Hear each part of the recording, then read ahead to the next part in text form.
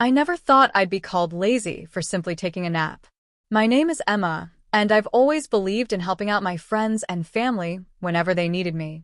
But last summer taught me a lesson I never expected to learn.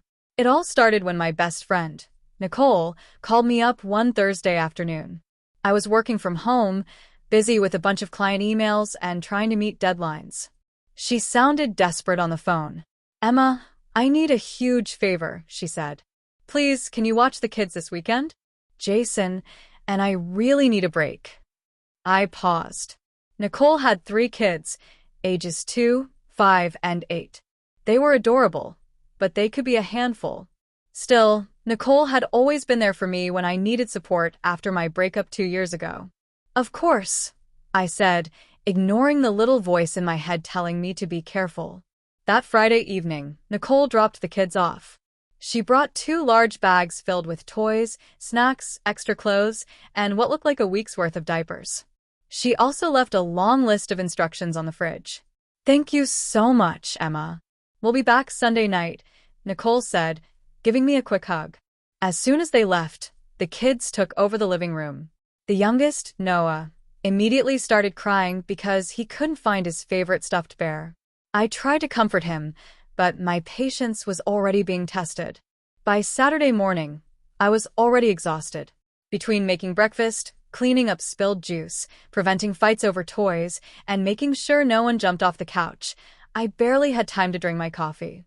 Around noon, after putting Noah down for his nap and settling the older 2 with a movie, I finally collapsed on the couch and closed my eyes for a few minutes. I must have dozed off for about 20 minutes. I woke up to a loud noise and realized that the kids had opened every single kitchen cabinet and were playing with flour and sugar on the floor. My heart pounded in my chest as I hurried to stop them, clean up the mess, and try to restore order. I felt guilty for falling asleep, but I also knew I was human. I needed a moment to recharge. When Nicole and Jason returned Sunday evening, they seemed cheerful and refreshed. "How were they?" Jason asked, as if he expected me to say they were angels. "They were great, just very active," I said carefully. Nicole glanced around, noticing the remaining flour on the floor and the crayon marks on the wall.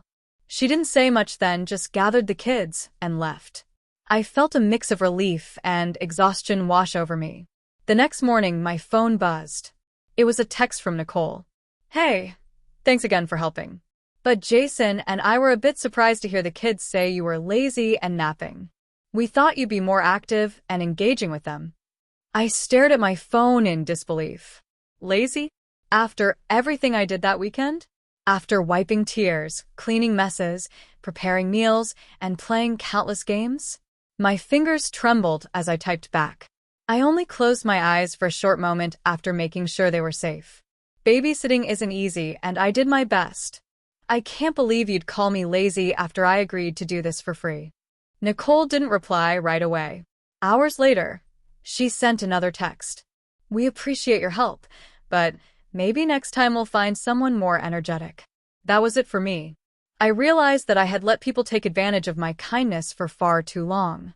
I had canceled plans with friends, lost sleep, and pushed aside my own needs just to help.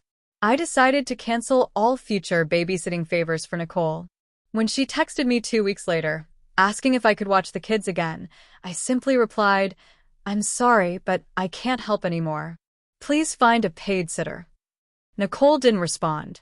I saw on social media later that she posted a story about finding out who your real friends are. I felt a sharp pang of sadness, but also relief. The next few weeks were difficult. I missed seeing the kids' bright smiles and their silly questions. But I knew I had to stand up for myself. I started focusing on my own well-being.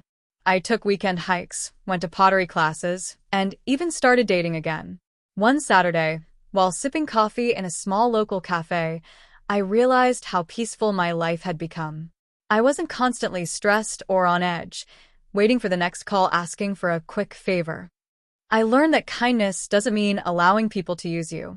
It doesn't mean sacrificing your own mental health to make others happy. A few months later, Nicole reached out again. This time, she apologized. She admitted that she didn't realize how much work it was to take care of 3 kids alone, and that she had hired a professional babysitter who charged more than she had expected. "I'm sorry, Emma. I shouldn't have judged you," she said. I forgave her, because that's who I am. But I didn't agree to babysit again. We agreed to rebuild our friendship slowly, this time with clearer boundaries. Now I feel stronger and more confident in my decisions. I still love helping people, but not at the expense of my own health and happiness. If you're someone who always says yes, remember that it's okay to say no. You're not selfish for putting yourself first. And to those who think babysitting is just sitting around watching TV, try it for a weekend. You might discover that the lazy nap is not really lazy at all. It's a small moment of survival. Today, I look back at that summer as the turning point that taught me the importance of self-respect. I learned that my time and energy are valuable. I learned to guard my peace. So yes, I was called lazy for napping. But that nap might have been the most empowering moment of my life.